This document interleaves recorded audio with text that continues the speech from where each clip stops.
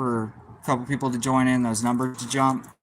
I'm going to give you guys a lowdown, some work, and then we're gonna set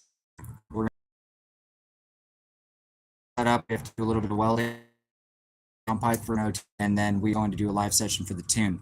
That's just the only way I can do it without having to shoot video and edit video, and also give you guys actually like the background on the car and what we're doing and like what's actually happening, other than, hey, we hopped in the car and went to tune it. It's not like that. That's why these cars don't go straight to the dyno. There's reasons for all of this. So we will do this and I'll explain why.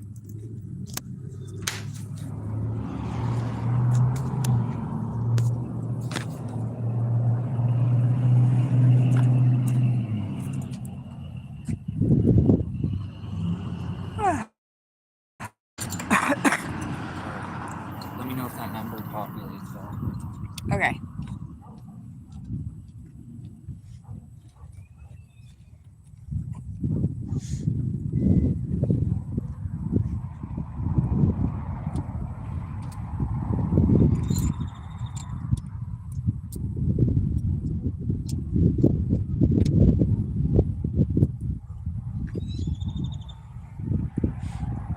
Did it take that? How much did it take? Not much. No, not too much. So what it is Started actually waking up. yeah. So what it is when it's getting warm, that cap is deteriorating right there. But honestly, it's probably sealing. What it is this thing breathes. It doesn't have the canister hooked up, so it's probably blowing a little bit of water out each time we drive it when it gets warm, which is normal because it'll suck it back from the canister. So just every couple of days, like I said, check it, or put like a bottle on there with a hose in it, or get the stock overflow or whatever. But actually make it too with fitting and the push lock goes on. So you can do that. You can go for miles an hour. But do me a favor, grab that gallon real fast. I'm gonna squeeze the hoses and see if I can burn it out real quick.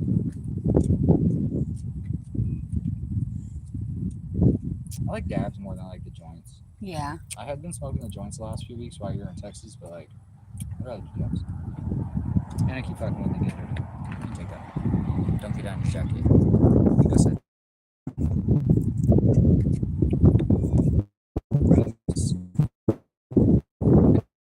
Like thick gloves, like rubber gloves. Oh, I dropped it in the it's water. okay. We have more. We toss it. Maybe not. Yeah, toss that one. Toss the joint.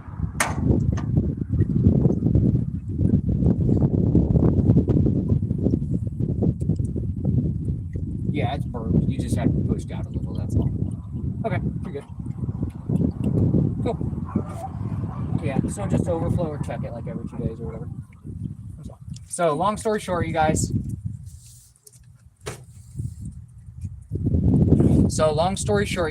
I had mentioned at the beginning of the video what we're going to do and talk about real quick, but basically I tune a lot of cars. I do R&D. You guys know spiel. So on this car, just like every other one, a lot of people will look to get tuned, and they'll either look for the dyno or a tuner or this or that. And a lot of those guys will just tune the car. Well, it might have made it through the tuning session, but at the same time, it had stuff that would have probably kept it from going through the tuning session. Like, granted, these lines were zip tied like shit. We re-zip tied them. Very small stuff. ECT sensor clips broken.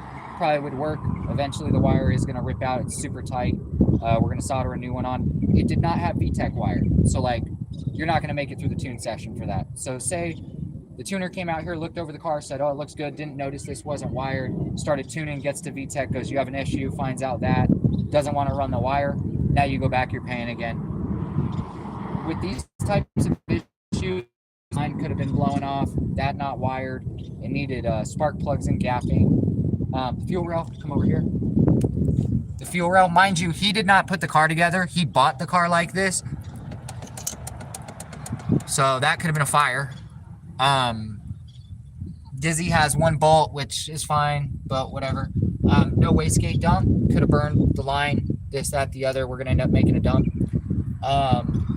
This clamp was slid up and not on, so that could have blown off. That's whatever. That's not like really a reliability thing. This blowing off would have been a reliability thing because it would have boost spiked. The AIT sensor's not plugged in, and it is long enough. He re-ran it up here. I had him wrap the wiring under, but because this gauge is here, it doesn't fit. So we're going to pull the gauge out, put a plug here, put this here.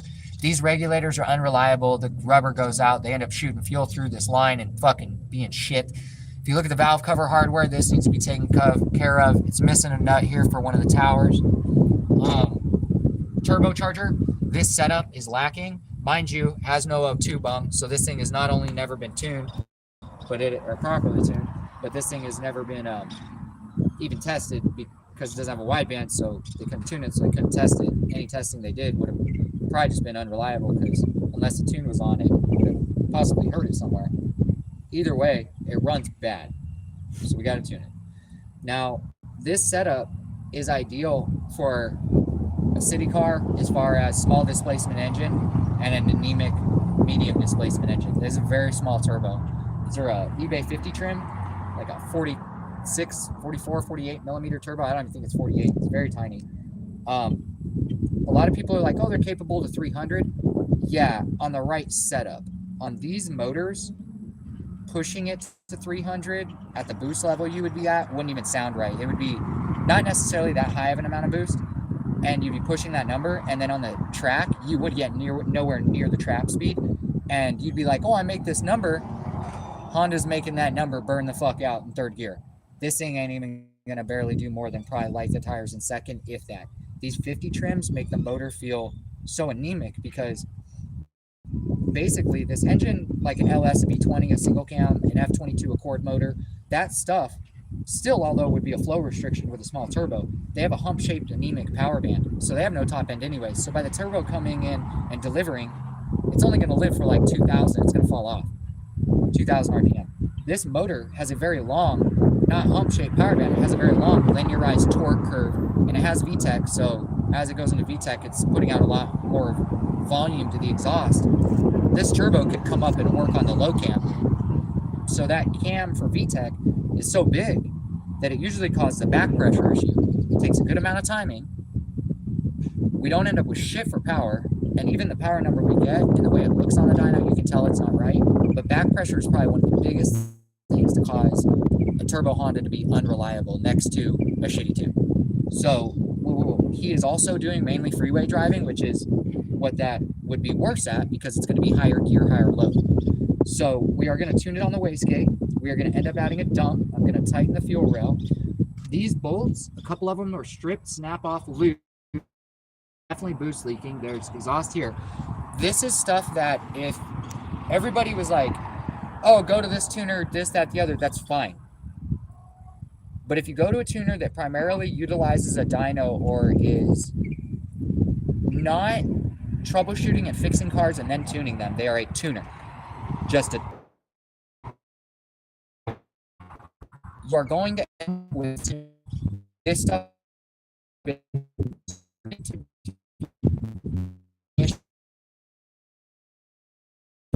of like anybody's ball game.